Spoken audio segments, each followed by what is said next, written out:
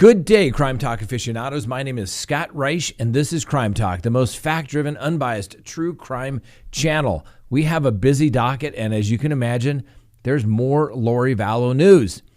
Is she going to have new charges in Arizona? Second, Mark Means is at it again. Third, a date has been saved for the arraignment for Chad Daybell, so he's competent. His case will be moving forward. Next, a 14-year-old is being charged as an adult in regards to the death of Tristan Bailey. Fifth, an example of why you don't do sleepovers. Sixth, a man fakes his death to avoid criminal prosecution. Didn't quite work out the way he had hoped. And finally, our dumb criminal contestant of the day. Let's talk about it.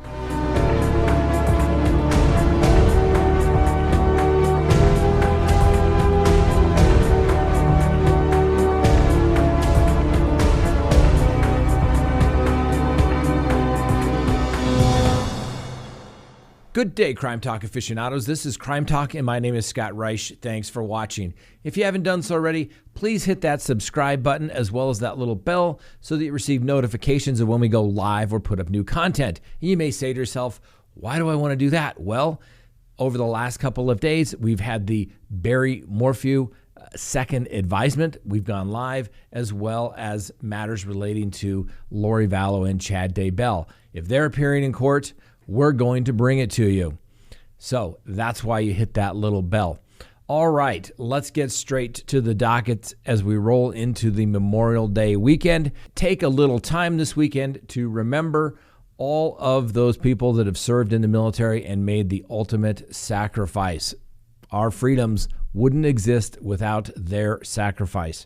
Okay, first, more charges for Lori Vallow. Possibly, if one person could be said that they're having a really bad week, it's definitely Lori Vallow. For those who are not familiar with Lori Vallow and her marital situations, Chad Daybell is husband number 5. That's right. Her husband number 4, Charles Vallow, had an untimely death at the hands of her brother, Alex Cox, who is also kind of listed as an unindicted co-conspirator in her first-degree murder charges in Idaho. Well, the whole death scenario regarding Charles Vallow has plagued the Chandler Police Department for years. They've wanted to maybe file charges, but there just wasn't enough information. Well, an ongoing investigation apparently has concluded, and now the affidavit for the arrest warrant has gone to the Maricopa County Attorney's Office so that they can decide whether there is probable cause or not to proceed on the case. No district attorney is going to take a case unless they believe that they can prove the charge beyond a reasonable doubt. And before charges are filed, it's not uncommon for the prosecutor to review the evidence, review the charges, before they take it to the judge to get an actual arrest warrant. Why? Because the prosecutor's the one that's going to have to stand up in court and say, I think I can prove this case. So the question is, will charges be filed? We don't know just yet. Certainly, Lori Vallow has a lot of dead people surrounding her everywhere she goes. She is clearly a black widow. I don't understand why people keep calling her the cult mom. I think she is a black widow, and we know from her last court appearance she's no longer blonde, and so I think the name fits a little better. Now, there was a lot of brouhaha this week regarding Lori Vallow being found not competent. All that does is stay the proceedings, and then usually another evaluation will be conducted, and there will be a hearing to evaluate, and the judge will make the ultimate determination as to whether Lori Vallow is not competent to proceed or whether she is competent to proceed. The proceedings are all stayed at this point, so there's not going to be much done regarding the case moving forward unless it relates to competency issues. Let's be very clear. Let's just say maybe there's another evaluation or the court finds that Lori Vallow is not competent to proceed.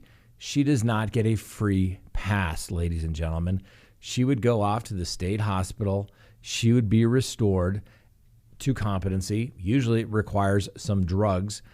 I've only seen a couple of cases where they haven't been able to restore people to competency. And remember, competency is simply, does the person understand why they're in court? Can they assist in their defense? Do they understand the charges, the penalties, the roles of each of the players in the courtroom? What does the judge do? What does the prosecutor do? What's the role of the defense counsel? And what is the role of the jury? That's it. Worst case scenario, let's just say, worst case scenario, she is found not to be competent. It may take some time. She'll be restored. Now, I'm putting this on the record right here, right now. I think ultimately there will be another evaluation done, and it'll be determined that Lori Vallow is malingering. You may be able to fool some of the people some of the time, but you can't fool all of the people all of the time. The truth will come out. Now, next on the docket, just because Lori Vallow is not competent and both of her cases, or all three of her cases, will now be stayed, which simply means put on hold unless to address competency issues. Mark Means is still at it. What is he doing?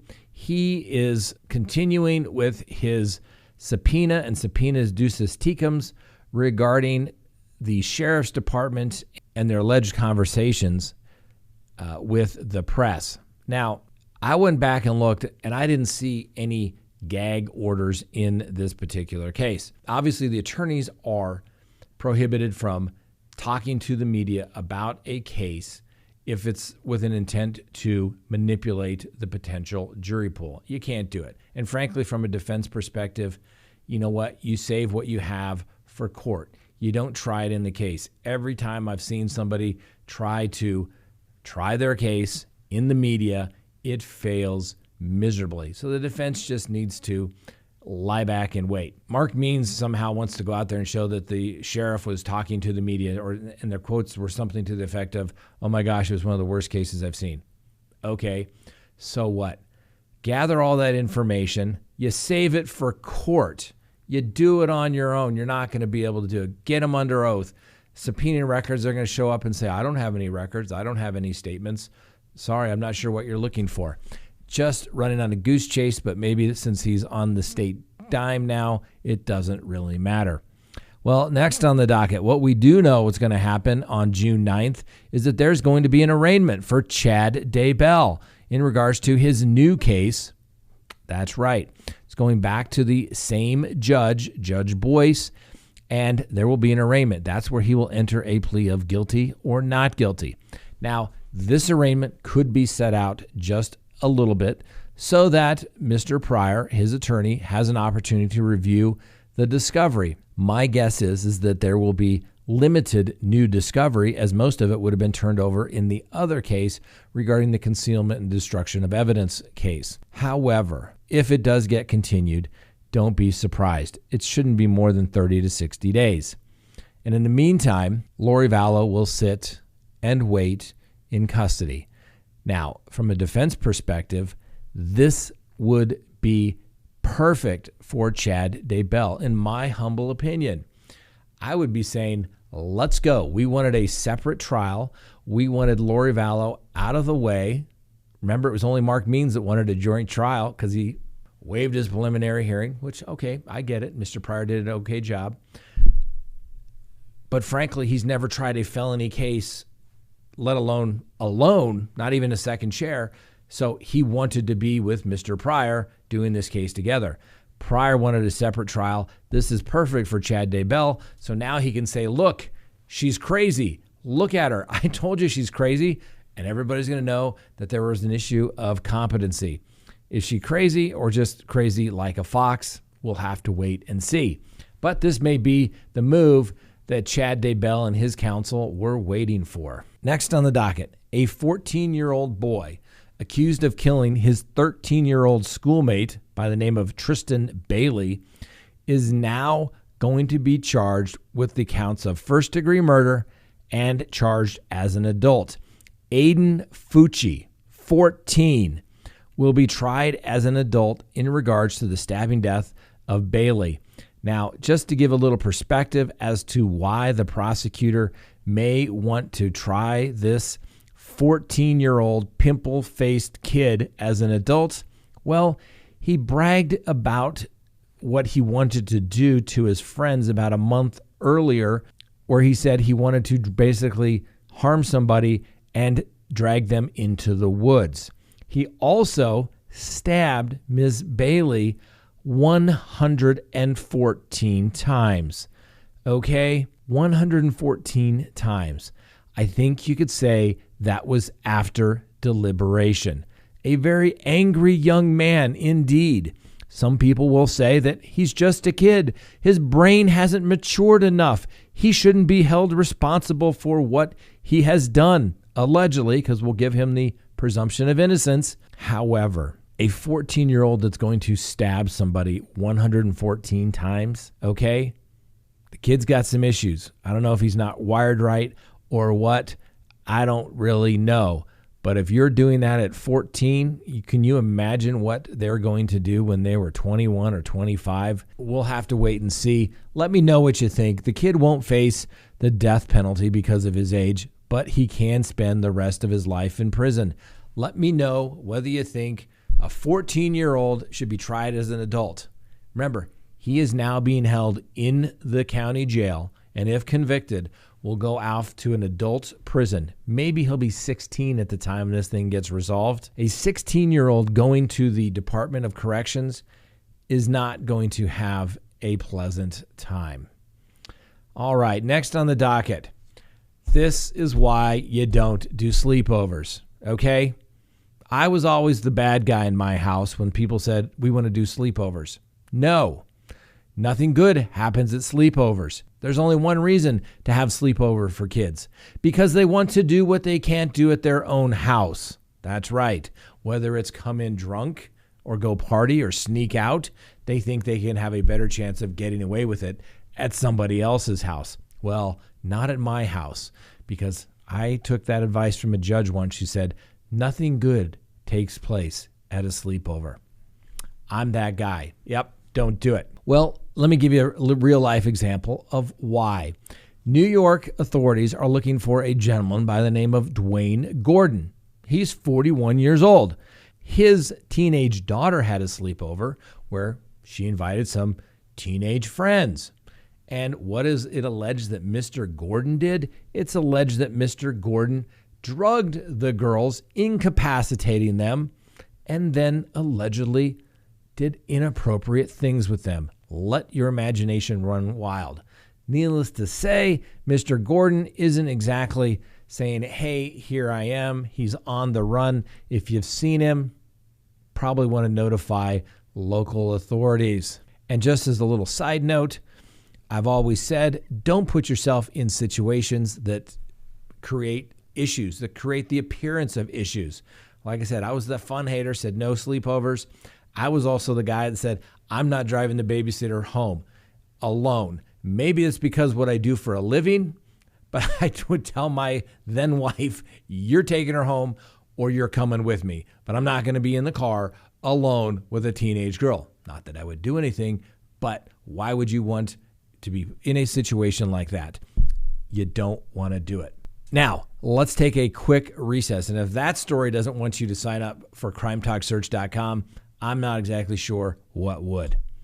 Please go to crimetalksearch.com, sign up for a background subscription service. You'll be happy you did. If there's anyone out there you were ever curious about what was in their background, now is the time to do it. If you're going to get involved with somebody, now is the time to do it. When you go to crimetalksearch.com, you put in the name, literally millions of public records are searched and a report is generated. And it's going to give you a report. If they have multiple social media accounts, you're going to find it. If they have multiple phone numbers, multiple email addresses, it's going to be found. And more importantly, you're going to get information regarding criminal history. Hopefully the person you're searching has none whatsoever. But if it's there, it's going to be found. You're going to get everything you'd want to know, whether you're going into business or whether you're going into a personal relationship. You're going to be able to find out the information you want to know. So go to crimetalksearch.com, sign up today. You'll be happy you did. Next on the docket, Christopher Toblerlin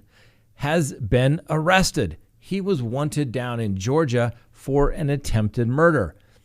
Well, the police kind of gave up looking for him a little bit for the past 6 years. It was presumed that he was dead until the police came across some new information that surfaced, and turns out that Mr. Toblerone was actually living in Oklahoma.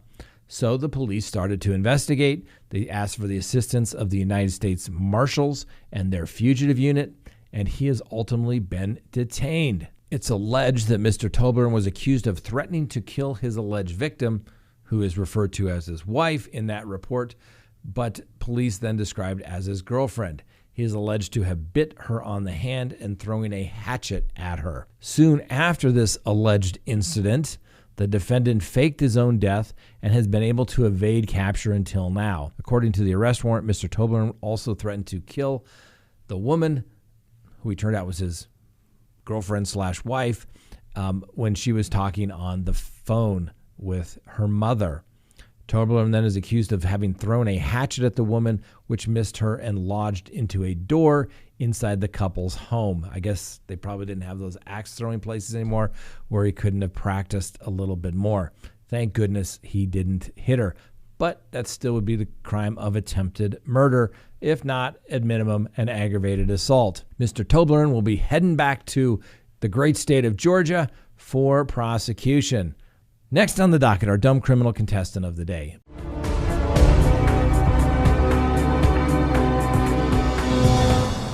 Please meet 26-year-old Les Elizabeth Ray. She was arrested just yesterday morning and booked on a $1,500 bond. She resides in El Paso, Texas. And what crime could she have possibly have committed? That's right, trespassing. But where did she trespass to? That's right, she jumped over the fence and went into the primates' habitat at the zoo so that she could feed them. Now, I know people do this. People put their kids over the railing. They want to get the good picture. This is social Darwinism at its best. Now, fortunately, nothing happened to the primates in this particular situation, and nothing happened to the defendant, Miss Ray, either, except when she was identified as being the idiot that went across the line and into the zoo exhibit. She's been fired from her job as a litigation assistant at a local law firm. They fired her immediately. So maybe there's already a little poetic justice there. But wouldn't you just like to see maybe one time when the person jumps over the side and maybe somebody like just, big primate just pulls somebody apart? Maybe that's what it would take. Maybe a lion eating somebody for them to realize you're not supposed to go in there. They're dangerous animals. They can kill you. And you're just a stupid human. That's right. So, Miss Ray, you are a dumb criminal contestant of the day. Congratulations. If you are crowned the winner, you'll receive some cool Crime Talk swag. You can do anything you want with it. Just don't take it to the zoo and feed the animals. All right. Now, a quick recap of our contestants this week. First, Marty Martinez, 48, sleeping behind the wheel. Police come up to him and they find that he has some white powdery substance on his nose and he smelled like whiskey. Failed those sobriety tests and was put into the police car. The deputies watched Mr. Martinez pull 2 baggies of white powdery substance out of his pocket and ultimately shove them up his anus, whereupon it was found when he was booked in jail. That's right. Tuesday, we had Tyler Warden, who struck his daughter, who didn't want him there at the apartment, with a slice of pizza. He was arrested for battery. Not sure why people are so infatuated with striking people with their food. Well, then on Wednesday, we had Ann Walsh, who struck her partner with soiled dog pads. That's right, soiled dog pads. At least it wasn't food, I guess. And then Thursday, ultimately, Virginia Brown. She was the 36-year-old Tennessee woman who drove through the COVID-19 vaccination station, almost hitting multiple workers, And when she drove by, she yelled, "No vaccine." I guess that means she's not going to get the vaccine. Anyway, she can do what she wants. It's America, for God's sakes. You just can't harm anybody else when you're doing what you want to do. And obviously, Miss Ray today. Let us know who the dumb criminal contestant winner is, and they will get, like I said, some cool Crime Talk swag. Hopefully, kind of a trend this week, a lot of people throwing things at other people. Let's not throw our Crime Talk mugs. They're cool. Don't do that. Don't break it. And also, don't forget, hit the link below. They just put up some really cool new Crime Talk gear. We've got t-shirts, mugs, cool new stuff. I really, really like the mug. Go for the mug. Go for the mug. All right. That's all we have for you today. It's been a busy week, but that's okay. I'm glad I was available to be here and bring it to you and hopefully explain something to you that you maybe didn't know before. Don't forget to watch our recap, and we'll have a show up on Monday. I hope you'll enjoy that as well, and we'll be back Tuesday as well. So thanks for watching Crime Talk, and have a great day.